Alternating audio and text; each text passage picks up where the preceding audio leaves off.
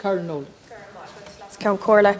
Last week, Minister, the Director of the National Ambulance Services felt compelled to outline some of the very serious challenges that the services face, including the fact that the NAS have an urgent need to recruit additional staff, as currently recruitment efforts are being surpassed by service demands.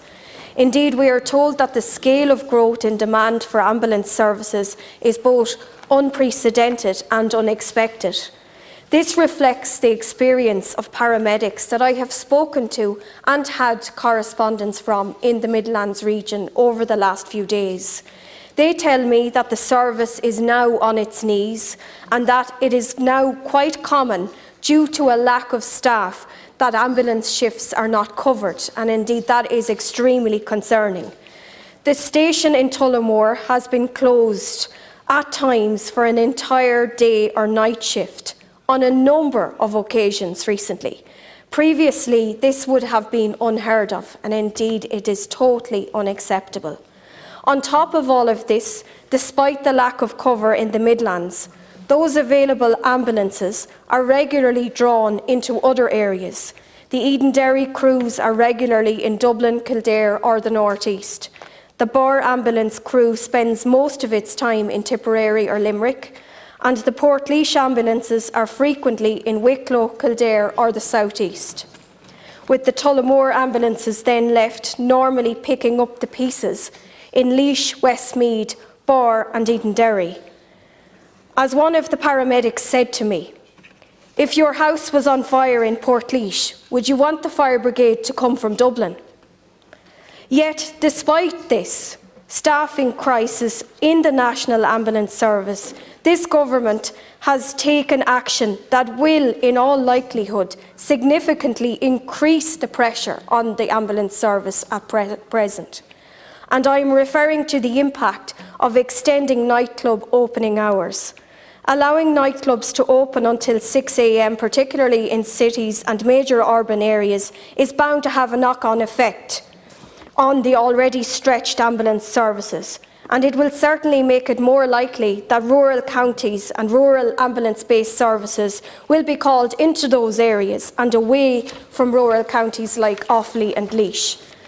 Minister, will you consider pausing these measures in order to engage with the National Ambulance Service and indeed the Health Service and listen to what they have to say about the issue? They are important stakeholders. And I want to be clear that while I fully support reform of our licensing laws for pubs and clubs, such reforms should not bring about additional strain on vital national service like our ambulance service. And it certainly should not make the working life of paramedics like those in Offaly and Laois more difficult than it already is. Minister, I want you to outline what steps your government is taking to increase recruitment and retention within the ambulance service, and what actions will be taken to address the concerns of ambulance shifts not being covered in Laois and Offaly. Minister Turner. Thank you, Deputy Nolan, for raising an issue that I know is so important to communities all over Ireland. And the first point I want to make is that I know Minister Donnelly is working very closely with the head of the National Ambulance Service, Robert Morton, and they are very much focused now on the implementation of the National Ambulance Strategy. And we have provided very substantial additional resources to the National Ambulance Service over the last couple of years. Record investment of over €200 million allocated to the service in the current year, and that represents an increase of about 30 million from that allocated in 2019. So when it comes to what we can do directly at the centre of government by prioritising the allocation of resources for the service, we have done that. The 2022 budget saw the service receive its largest overall investment to date at €200.7 million, and this included over €8 million. That's an additional 128 staff, including additional paramedics to address baseline capacity and strengthened clinical capacity at the clinical hub. National Ambulance Service staff complement, as at the end of September this year, is 2,032 whole-time equivalents. This represents an increase of 17% since December 2016 at the commencement of the previous National Ambulance Service strategic plan. Having said all of that, I acknowledge the points that you have made, Deputy, and I acknowledge that there have been instances where the service has fallen short of the standard that we would expect. And that may well be for a variety of reasons, including vacancies that they are currently seeking to fill, and they have a very active recruitment campaign underway at this point in time. There is new investment going into the stock, the rolling stock that they have. There is new investment going into upgrading bases as well, and they are actively recruiting the professionals that they need to provide a quality of service that you and I and all of the people that we represent would expect. It is undoubtedly the case that response times have been impacted by high service demand, by delays in patient transfers at busy hospital emergency departments, and a continuing need for ambulance service crews to carry out necessary COVID infection prevention and control measures. But where the standard falls short of what people would expect, that should be made known to the authorities, and a complaint should be made so that a learning can come from that. And I think we all have experienced individual cases where the standard has not been what we would expect it to be. That is not, as you have said, because of the tremendous work of all of those who are working in the service. They are working in very challenging and difficult circumstances, and they are all doing the very, very best that they can.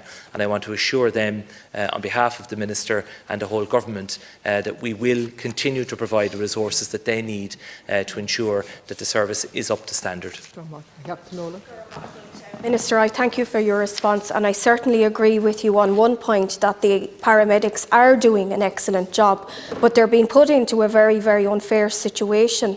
In your response, you didn't address the actual deficits that are there in counties like Laois and Offaly. For example, ambulance shifts not being covered is very, very concerning, and it is putting lives at risk, while it's putting massive pressure on paramedics who were being pulled right across the country, into the east, the southeast, into Wicklow, the Borough ambulance crew into Tipperary and Limerick. It's an unacceptable situation.